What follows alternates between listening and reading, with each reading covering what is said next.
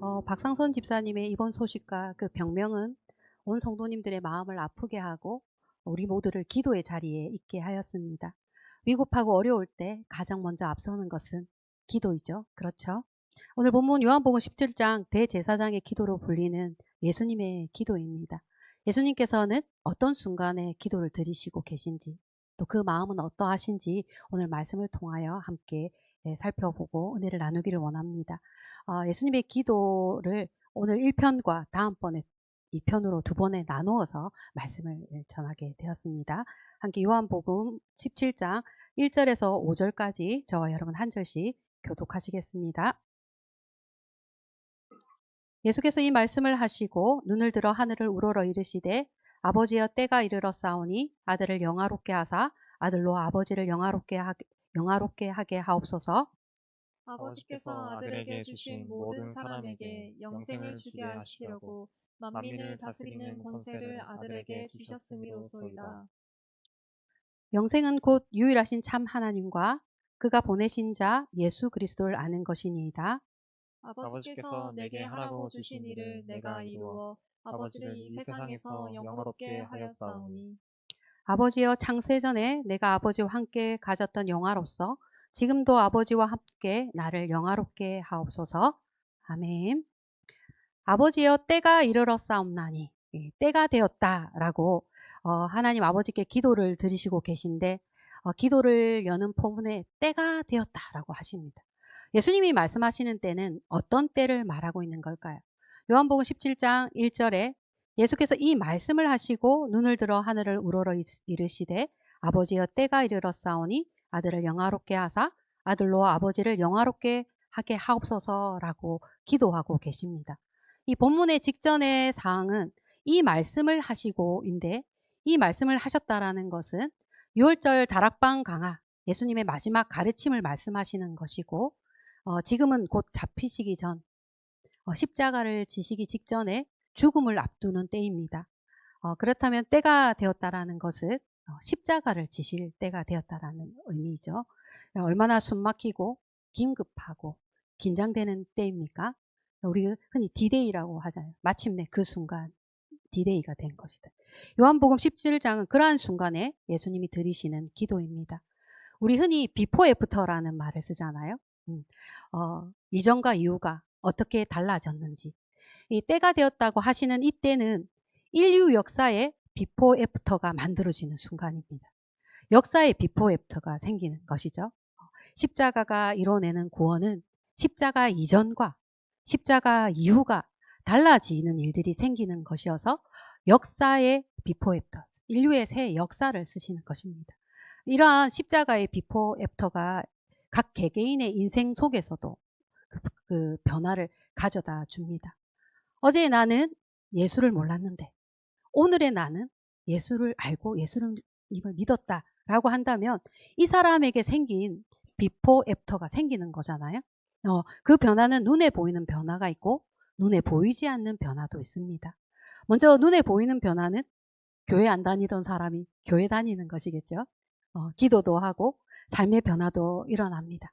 그러나 눈에 보이지 않는 변화는 더 큰 것인데 이전에는 세상에 속한 신분이며 죄인이었다면 예수님을 믿는 순간 하늘에 속한 신분, 하늘의 시민권이 생기고 예수님으로 말미암아 의롭게 되는 칭의, 의롭다 하심을 받는 은혜, 재용서함을 받게 됩니다. 그리고 하늘에 거처도 생기는 것이죠. 천국이 예비되었고 이 땅의 새로운 성전, 내 마음의 자리에 성령님이 내주하십니다. 이뿐입니까? 영과 진리로 예배하는 시대를 열어주셨기 때문에 장소와 시간의 구애 없이 하나님을 예배하는 그러한 하나님의 임재와 그분의 영광 속에서 예배드릴 수 있게 된 것입니다. 뿐만 아니라 십자가 이유는 진리의 성령님이 오시기 때문에 우리에게 그 계시의 말씀, 성경의 말씀을 이해하고 믿을 수 있게 하여 주시는 그러한 은혜를 주시죠. 이 모든 것들이 십자가 이후에 예수님이 구속의 사역을 완성하시기 때문입니다. 이 본문에 아버지여 때가 되었사오니 이때는 십자가의 때이며 이때는 하나님의 뜻이 땅에서 이루어진 것 같이 하나님이 이를 통하여 영광을 받으시고 이 일을 이루시는 아들을 통하여 아들도 영광을 받게 하여 주시는 그러한 때입니다. 이 순간을 무엇에 비교할 수 있을까? 땅이 혼돈하고 공허하여 흑암이 깊음 위에 있고 하면 하나님의 영이 수면 위를 운행하시는데 태초에 빛이 있으라 하시니 이 세상이 창조하신 그 천지 창조의 때와 비교해 볼 수가 있습니다. 이전에는 존재하지 않았던 새로운 세상을 여시는 것이고 이전에는 존재하지 않았던 교회, 예수 믿는 사람들이 탄생하게 되는 때입니다. 이러한 하나님의 구속의 사역을 완성하기 직전에 그 상황의 앞에 예수님 어떤 마음이 드셨을까? 우리는 내일 일을 모르죠. 그런데 우리가 내일 일에 어떤 일들이 일어난다고 한다면, 알고서 산다면 좋은 일은 그냥 맞이하겠지만 안 좋은 일을 마주하게 된다면 피하고 살려고 하지 않겠습니까? 그런데 예수님은 그 내일의 십자가만 보시는 것이 아니라 그 십자가 가져다 줄 것을 알고 계시기 때문에 십자가를 피하지 않고 어려움을 피하지 않고 그러한 내일의 십자가만을 보는 것이 아니라 십자가의 이후의 날들을 바라보시면서 믿음의 길을 순종하여 걷고 계시는 것을 봅니다. 아들을 영화롭게 하사 아들로 아버지를 영화롭게 하게 하옵소서. 이것이 예수님의 마음이죠. 이 영광은 하나님이 가진 속성인데 영광과 영화는 어떻게 다른가? 영화는 그 영광에 참여하여 영광스러운 상태로 변화되는 상태를 영화라고 하는 것입니다. 하나님의 뜻을 이루어드리는 아들을 영화롭게 하여 주시길 예수님이 십자가를 앞두고 기도드리셨습니다. 우리의 인생의 위기의 순간, 고난의 순간, 걱정되고 마음이 어려운 순간을 피하고 싶죠. 그죠? 그러나 그것을 통과하고 난 후를 생각하면서 우리 역시 지금을 인내하고 미래를 소망합니다.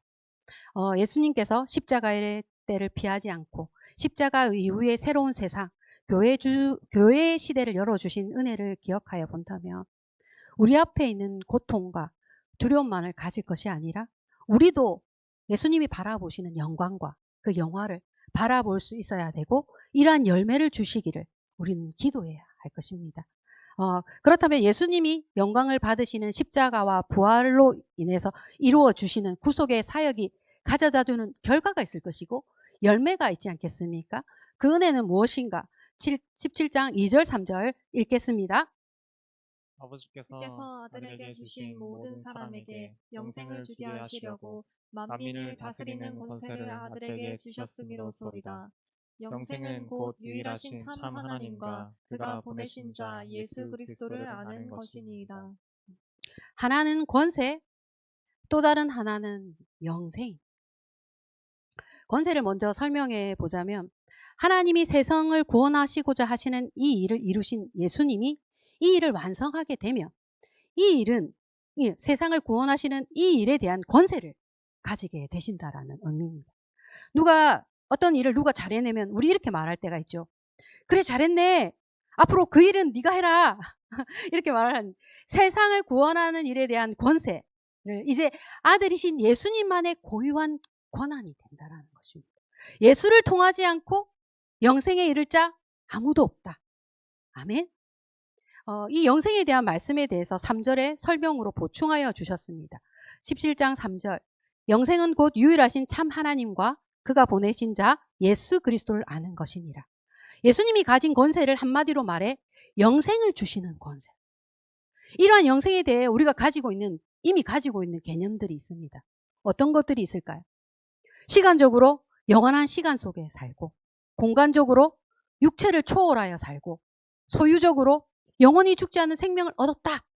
우리가 영생하면 영원한 생명을 얻었다. 죽지 않고 산다. 육체의 한계와 죽음을 넘어서는 시간과 공간을 초월하는 영생에 대한 개념을 가지고 있습니다.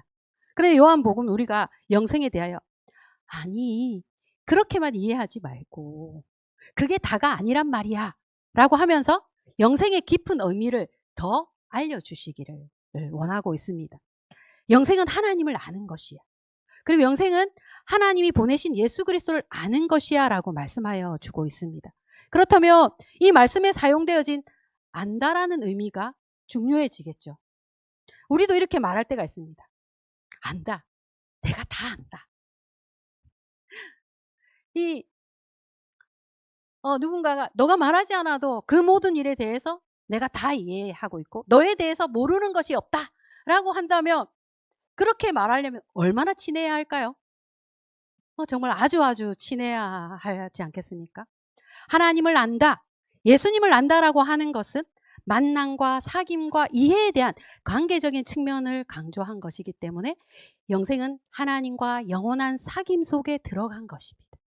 그래서 영생의 첫 번째 의미는 하나님과 사귀며 교제하며 그 사랑 안에서 영원히 사는 것이 영생이야 라고 하는 하나님과의 인격적인 만남을 강조한 뜻이 있습니다.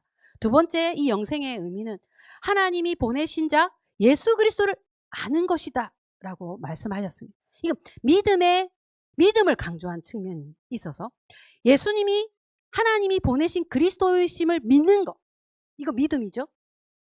그리고 이 아들 통해 이루신 일들에 대한 말씀에 대한 신뢰와 순종을 포함하고 있어서 영생은 그리스도에 대한 믿음을 요구하고 그 믿음에 합당한 삶, 순종도 요구가 되고 있어서 믿음과 순종 없이 영생에 들어갈 수 없다라는 것을 알려주시는 말씀도 됩니다. 그리스도를 안다는 것은 어떻게 영생에 들어갈 수 있는지에 대해서 아는 것이고 이러한 믿음을 가지고 그 믿음 안에서 사는 것이 영생이라는 것을 알려주시는 말씀도 됩니다. 세 번째, 이 영생이란 이 모든 것을 왜 시작하셨는지, 영생을 주시는 까닭이 무엇인지, 이 구속의 사역이 시작된 이유를 알아야 하지 않겠습니까? 하나님이 이 세상을 구원하시려고 하시는 계획을 가지신 것이나 아들이신 예수님이 목숨을 내어주시는 그 사랑을 하시는 것은 그 이유가 사랑 때문입니다. 하나님을 안다, 예수 그리스도를 안다고 하면서 그분의 사랑을 모른다라고 할 수 없습니다. 하나님을 알고 그리스도를 안다라고 하는 것은 그분의 사랑을 아는 것이죠. 우리에게 어떠한 사랑을 주셨는지 알고 그 사랑 안에 거하는 것을 영생이라고 이야기하고 있습니다. 여러분도 같이 17장 3절을 같이 한번 읽겠습니다. 영생은 곧 유일하신 참 하나님과 그가 보내신 자 예수 그리스도를 아는 것이니라. 때문에 우리는 하나님을 아는 일에 힘쓰고 더 깊은 만남과 사귐으로 이끌어 주실 것을 우리는 기도해야 하는 것이죠. 이것이 영생을 주시는 까닭입니다. 예수님의 기도는 공식적이고 공개적인 기도여서 제자들이 모두 듣도록, 우리 지금 이재도 집사님이 모든 사람을 대표해서 이렇게 기도하셨잖아요.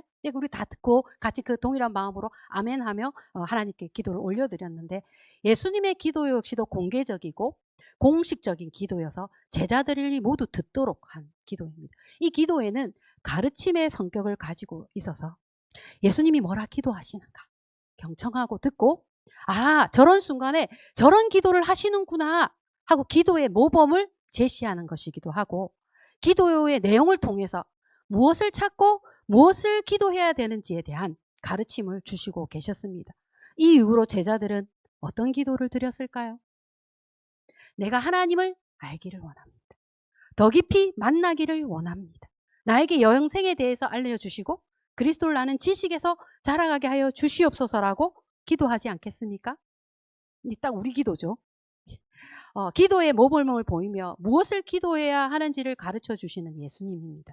그리고 십자가의 사역을 완수하시고 이 예수님이 드리는 기도는 다 응답될 것을 알고 계셨습니다. 17장 4절에서 5절은요.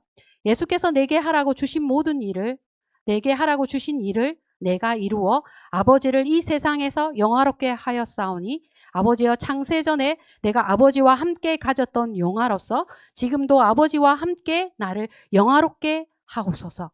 이 4절 5절의 기도는 제가 생각해 보니까 복귀의 신청의 기도입니다. 이 땅에서 하나님의 뜻을 이루어드리는 아들의 사역을 마치고 복귀하는 것에 대해서 기도를 드리시죠. 예수님이 처음부터 계셨던 그곳 하나님께로 되돌아 가시고 그곳에서 가지셨던 옛 영화를 회복하여 그곳에 있게 되실 것입니다. 이렇게 1절에서 5절의 기도는 예수님이 자신을 위하여 드린 기도라고 한다면 이 이후의 기도들은 남겨질 제자들과 그리고 우리를 위해서 드린 기도입니다. 그런데 예수님이 그 본격적인 기도에 앞서서 제자들을 소개하세요.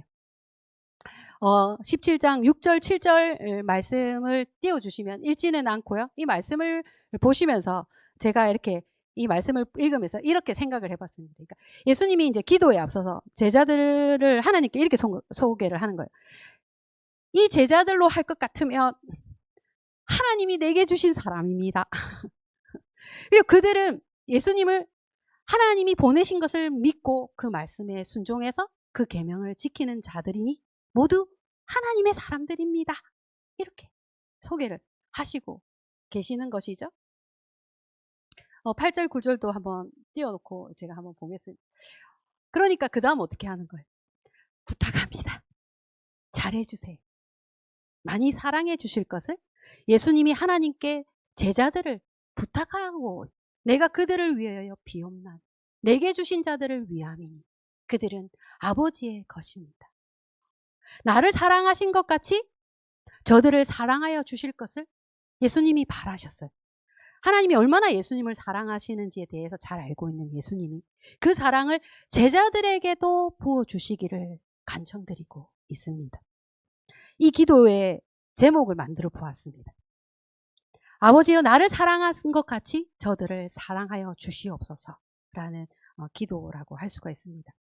세상을 살아갈 때 꼭 있어야 할 인맥 중에 의사, 아는 의사 한 분 있으면 얼마나 빽이 되는지, 변호사, 억울한 일 당하면 아는 변호사 한 사람이 있으면 또 얼마나 도움이 되겠습니까? 과거에는 여기에 목사님도 포함이 되셨어요. 지금도 우리 성도님들한테 마찬가지지만 그냥 안 믿는 세상의 사람들에게도 과거에 목사님이 꼭 필요했어요. 인생에 어려움 당한 사람들에게 목사님이 얼마나 필요합니까? 이 마을에 일이 생기면 가장 많이 바쁘게 뛰어다니는 사람 마을 이장님이신데요. 이장님도 해결 못하는 일은 목사님한테 찾아가시는 거예요. 도움을 청하게 됩니다. 이 당연히 성도의 인생사, 대소사에 목사님 빠지면 안 되죠. 아기를 낳으면 유아 축복기도 해주셔야 되죠. 이사를 가면 이사 신방 하셔야 되죠. 결혼식 주례도 하시고요. 장례식의 모든 절차를 다 해결해 주시고 아프면 병원에 신방 뛰어가십니다. 큰일이 생기면 목사님, 교회 직분자들, 장로님, 권사님, 순장님들이 막 떠올라요. 저절로 떠오릅니다. 순장님, 우리 집에 이런 일이 생겼어요. 뭐 이렇게 기도 부탁드려요 하면 순장님이 목사님, 우리 수돈이 이런 일 있습니다 하고 막 이렇게 연락이 오죠. 그리고 요즘은 사회복지사도 알면 도움이 됩니다. 우리나라 복지법은 자동으로 알아서 챙겨주는 법이 아니라 알아보고 달라고 요청해야 주는 제도들이라서 공부가 필요한데 이를 알고 챙겨주는 사회복지 공부한 사람 곁에 있으면 도움이 되겠죠. 세상을 살아갈 때 사람들의 도움을 받습니다. 인맥, 지인 찬스 쓰잖아요. 근데 하물며 예수님 찬스. 내가 비옵는 것은 내게 주신 자들을 위함입니다. 예수님께서 간절히 하나님께 요청하고 간구하신 남겨질 제자들과 우리를 위하여 기도하며 아버지께서 그들을 보호하여 주시고 그들을 도와주시고 그들의 모든 상황 속에서 챙겨주시기를 예수님 지금 기도하고 계시는 거예요. 잘 봐주세요. 제 사람들입니다. 잘 부탁드립니다. 아버지의 사람들이지 않습니까? 그들이 어려울 때 챙겨주세요. 제가 기도로 부탁한 일이지 않습니까? 예수님이 자신의 목숨과 바꾸는 그 사랑하는 사람들에 대하여 아버지께서 사랑하여 주시고 그들이 어려울 때 도움을 주시기를 기도하는 이 기도에 아버지께서 아들의 기도를 부탁을 거절하지 않으시죠. 요한복음 17장 11절입니다. 같이 읽겠습니다. 나는 세상에 더 있지 아니하오나 그들은 세상에 있사옵고 나는 아버지께로 가옵나니 거룩하신 아버지여 내게 주신 아버지의 이름으로 그들을 보존하사 우리와 같이 그들도 하나가 되게 하옵소서. 예수님의 기도 제목은 보존과 하나됨이죠. 예수님은 아버지의 이름으로 이 땅에 오신 보혜사였습니다. 제자들의 곁을 지켜주면서 사랑으로 양육하면서 그들의 그 영혼을 안전하게 보호하셨어요. 이것이 보존입니다. 이러한 상태를 그대로 유지하여 지속하게 하여 주시는 은혜, 보존하여 주시기를 기도하셨거든요.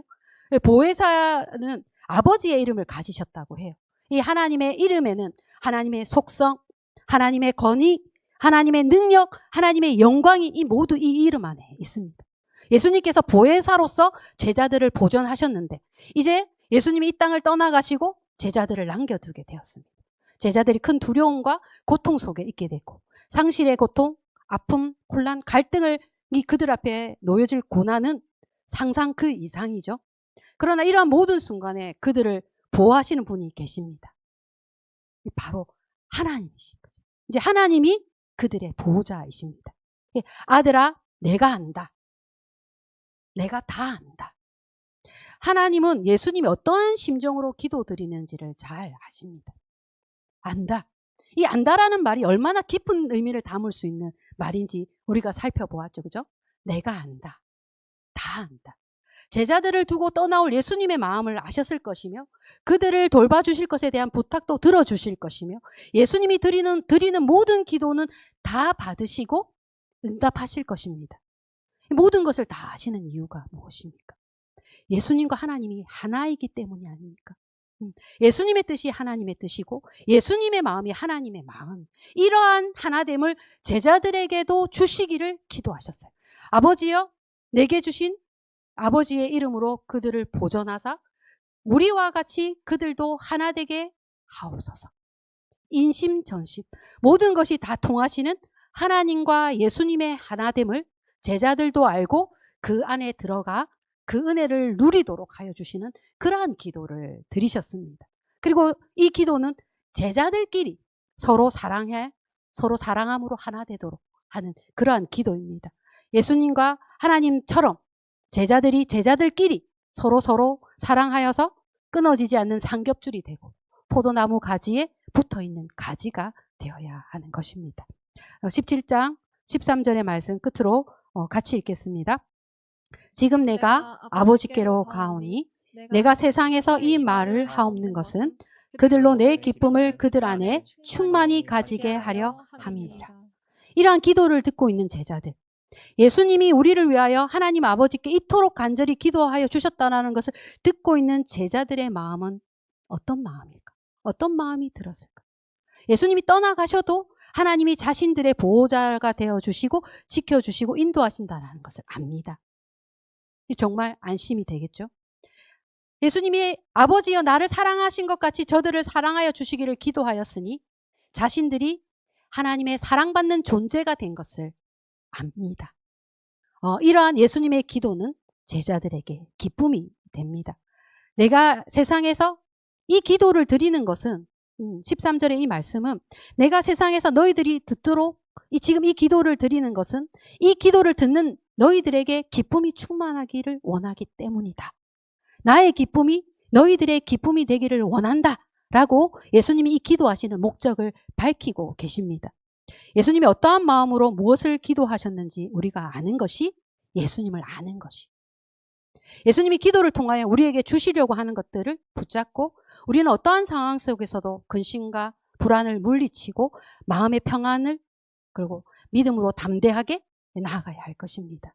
십자가 앞에서도 기쁨을 잃지 않고 기도하시고 십자가를 통하여 이루실 십자가 이유를 생각하시면서 기쁨으로 충만하셨던 예수님을 아는 것. 우리가 예수님을 안다라고 할 수 있는 것입니다.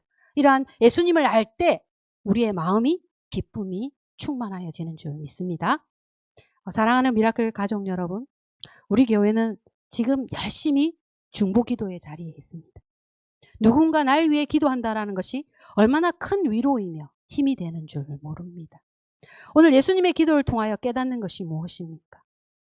예수님이 우리를 위하여 기도하시는 분이시라는 것을 깨달아요. 그리고 우리의 중보자가 되시는 예수님이 얼마나 큰 사랑으로 우리를 사랑하시며 우리의 필요를 아시고 기도해 주시는지에 대하여 우리가 알기를 원합니다. 우리 흔히 이렇게 말하는 거죠. 다른 것은 할 수 없어서 기도밖에 못한다. 우리 그렇게 말해요. 우리가 다른 것은 할 수 없어서 기도밖에 못한다라고 하는데 사실 기도가 가장 위대하고 큰 일이 하나님을 호출하는 일이죠. 하나님의 능력을 사용하는 일이죠. 하나님 외에 누가 이러한 일들을 하실 수 있답니까? 기도는 우리를 도와주시는 분이 하나님이시라는 걸 알게 하여 줍니다. 그리고 하나님이 함께 하시며 이 모든 일들을 도와주신다라는 걸 아는 것이 그 마음에 찾아오는 위안과 평안을 가져다 주는 것이 기도라는 사실입니다. 기도의 능력과 기쁨을 아는 우리 모두가 되기를 진심으로 바라고 원합니다. 예수님이 인류의 역사 속에 새로운 세상, 십자가 이후의 세상을 여셨습니다. 영생은 하나님을 아는 것이며 하나님이 보내신 자 예수 그리스도를 아는 것이다. 그리고 예수님의 기도를 통하여 예수님을 아는 시간이 되기를 원하고 기도의 자리에 기쁨으로 나아가는 우리 모두가 되시기를 진심으로 축복합니다. 기도드리겠습니다. 사랑이신 하나님 아버지, 오늘도 크신 사랑으로 우리를 품어 안아 주시고 우리의 슬픔과 아픔에 공감하여 주시니 감사합니다. 어려움 당한 가정들과 힘든 이웃들 가운데 함께하여 주시고 위로와 도움을 허락하여 주시옵소서. 세상 속에 온통 이기적인 마음과 욕심으로 넘쳐나는 나라들이 있고 사람들이 있어서 우리의 뜻을 펼치며 살아가는 것이 어렵습니다. 그럴 때일수록 교회가 서로 하나 되기에 힘쓰며 서로를 위해 기도하게 하여 주시옵소서. 예수님이 어떠한 마음으로 기도하셨는지를 깨닫고 주님의 마음으로 사랑하며 기도하며 섬기는 삶을 허락하여 주시고 우리 안에 예수님이 주시는 평안과 기쁨이 넘치게 하여 주시기를 원합니다. 미라클의 가정들을 주님의 은혜의 장중에 붙들어 주시고 청소년, 청년들 진리의 말씀을 분별하며 기도를 배워갈 수 있게 하여 주시고 서로를 위하여 드리는 중보기도 가운데 은혜를 베풀어 주시어 기도의 놀라운 능력을 보게 하시며 성도님들의 기도의 기쁨을 알게 하여 주시옵소서. 이 모든 말씀 우리의 중보자 되시는 예수 그리스도의 이름으로 기도드립니다. 아멘.